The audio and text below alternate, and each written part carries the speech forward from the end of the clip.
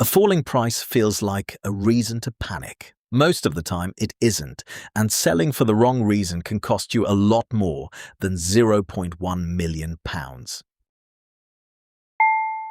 Prices fall the same way they rise. Enough managers selling a player, and the price drops, usually in the same small steps as a rise. That much is straightforward. What's less obvious is what happens when you actually sell. You don't get the full current value back. The rules are specific here.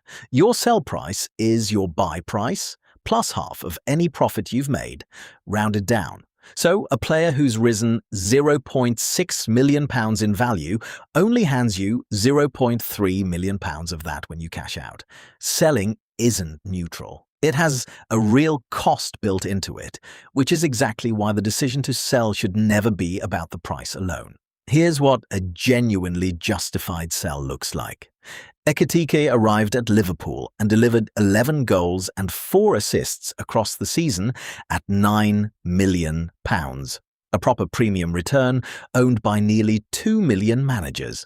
Then an Achilles injury ruled out for a significant stretch. That's not a maybe, check back next week situation. That's a season-defining absence in a £9 million squad slot. Managers who sold him the moment that news was confirmed freed up real budget from a player who simply couldn't play. Not because they panicked, but because the facts had genuinely changed. And here's the part that catches people out even on a smart sell. If Ekitike had risen in value before that injury, selling him still wouldn't have handed back his full market price, only half the profit. Same as any player. Even a completely justified sell comes with that built-in cost. It's worth knowing going in. Whatever price you see on screen isn't necessarily the number you'll actually receive. Now here's the version that goes wrong. The other way. Lacroix at Crystal Palace finished the season with 154 points and 11 clean sheets. Genuinely excellent numbers for a 5.2 million defender. And yet, by the end of the season, only 7.1% of managers still owned him. Palace went through a real rocky patch mid-season, a manager change, a run of difficult results, exactly the kind of stretch that triggers mass selling.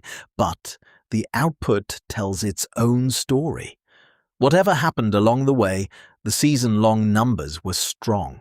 A rough few weeks doesn't automatically mean a player's finished. Sometimes it's just a rough few weeks. Before you sell anyone, ask the question that actually matters. What am I replacing them with? A price drop on its own isn't a reason to sell. It's only worth acting on if you've got a genuine upgrade in mind, someone with better fixtures, better form, more secure minutes. Selling a good player just to avoid losing £0.1 million with no clear replacement lined up usually costs you more in points than it ever saves you in team value. Don't ask if you'll lose £0.1 million tonight. Ask if keeping this player will score you more points than selling them. Follow this series on FPL360.com. Links in the comments.